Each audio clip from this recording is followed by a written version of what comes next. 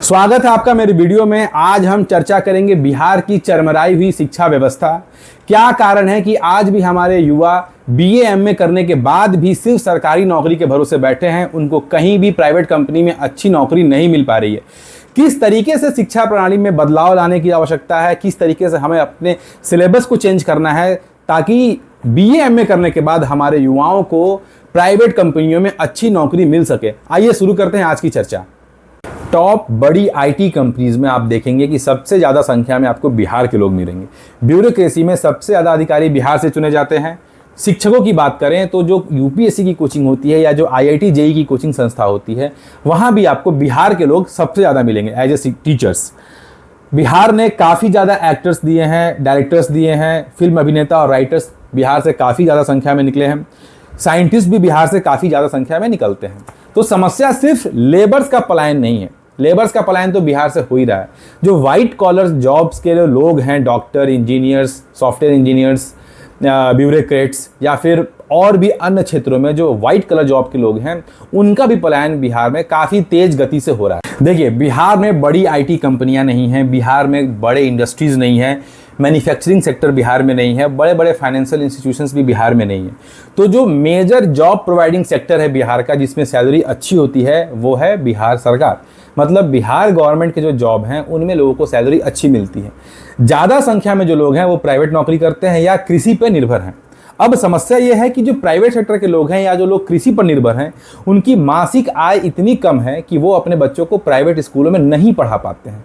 सरकारी स्कूलों की व्यवस्था क्या है ये सब लोग जानते हैं। अब होता क्या है कि ये बच्चे सरकारी स्कूलों में जाते हैं, 10वीं 12वीं पढ़ लेते हैं, लेकिन इनका जो फाउंडेशन है, जो फंडामेंटल नॉलेज होता है इनका, वो इतना कम होता है या फिर उतने अच्छे से विकास नहीं कर पाते हैं ये बच्चे अपने पढ़ाई में कि ये आगे BTech, engineering, medical, MBA, MCA, chartered accountancy, ये सब पढ़ाई में ये बच्चे, बहुत कम संख्या में ही ये बच्चे इन तरह की पढ़ाई में आगे बढ़ पाते हैं। अब ये जो सिलसिला है ये चलता रहता है।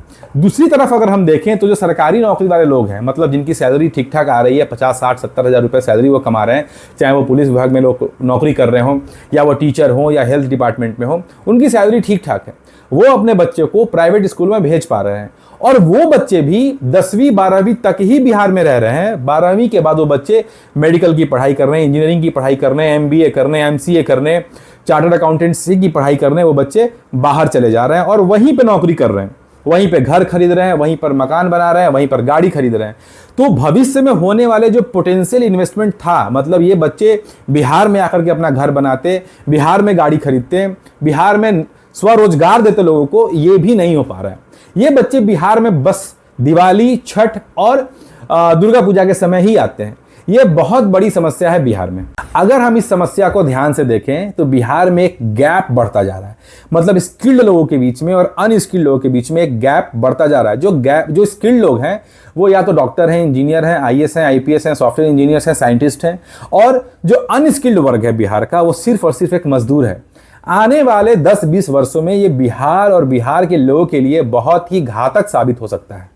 ये जो स्किल गैप की हमने बात करी कि बिहार में स्किल गैप बढ़ता जा रहा है, उसका जो मूल कारण है, मेन कारण जो है उसका, वो है बिहार में पुअर एजुकेशनल इंफ्रास्ट्रक्चर।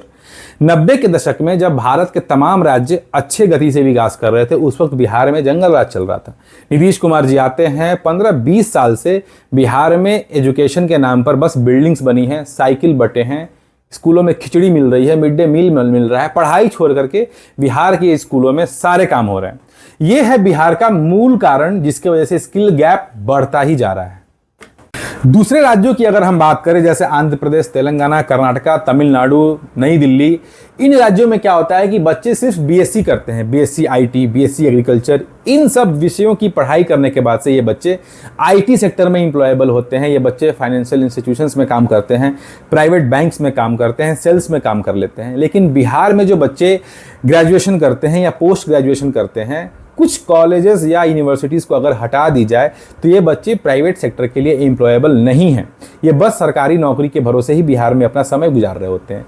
ये बहुत बड़ी समस्या है। मतलब प्राइमरी स्कूल, मिडिल स्कूल और हाई स्कूल में बिहार का एजुकेशनल मॉडल तो पुअर है ही, लेकिन जो ग्रेजुएशन और पोस्ट ग्रेजुएशन का जो शिक्षा मॉडल है बिहार का, वो भी आज के समय के हिसाब से पर्याप्त बिल्कुल भी नहीं है।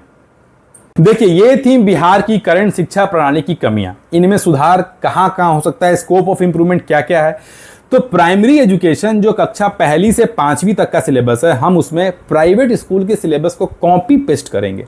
मतलब जो प्राइवेट स्कूल के बच्चे पढ़ रहे हैं, हम उन्हीं विषयों को अपने सरकारी स्कूलों में बच्चों को पढ़ाएंगे। कक्षा छठी से 10वीं तक मैथमेटिक्स, साइंस और इंग्लिश कम्युनिकेशन पे बहुत ज़्यादा जोर दिया जाएगा, क्योंकि बिहार के बच्चे जो हैं वो अंग्रेजी नहीं बोल पाते हैं। ये सत्य है, ये सब लोग जानते हैं। कक्षा 11वीं और 12वीं में mathematics, physics, science, biology, arts और कॉमर्स के साथ साथ हम एक ऑप्शनल विषय को इंट्रोड्यूस करेंगे। बच्चों में उसकी रुचि बढ़ाने की कोशिश करेंगे, जैसे कंप्यूटर साइंस हो गया, फैशन टेक्नोलॉजी हो गया।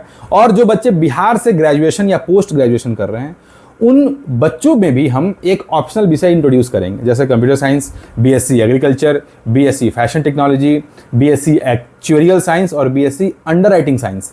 तो इन विषयों को अगर हमारे बच्चे पढ़ेंगे तो वो ग्रेजुएशन के बाद से डे 1 पे ही एम्प्लॉयबल होंगे आईटी इंडस्ट्री में, फार्मा इंडस्ट्री में, इंश्योरेंस डोमेन में। देखिए, बिहार के लोग मेहनती हैं, आप उनको मौका दीजिए वो कमाल कर देंगे, आप उनको काम दीजिए वो रिजल्ट देंगे। देखिए, प्रॉब्लम बिहार के लोगों में नहीं है, बिहार के सिस्टम में है और बिहार के पॉलिटिक्स में है। इस वीडियो को अधिक से अधिक लोगों तक शेयर जरूर करें, लाइक करें, सब्सक्राइब करें। अगर आपको मेरा कंटेंट पसंद आया तो जय हिंद, जय भारत।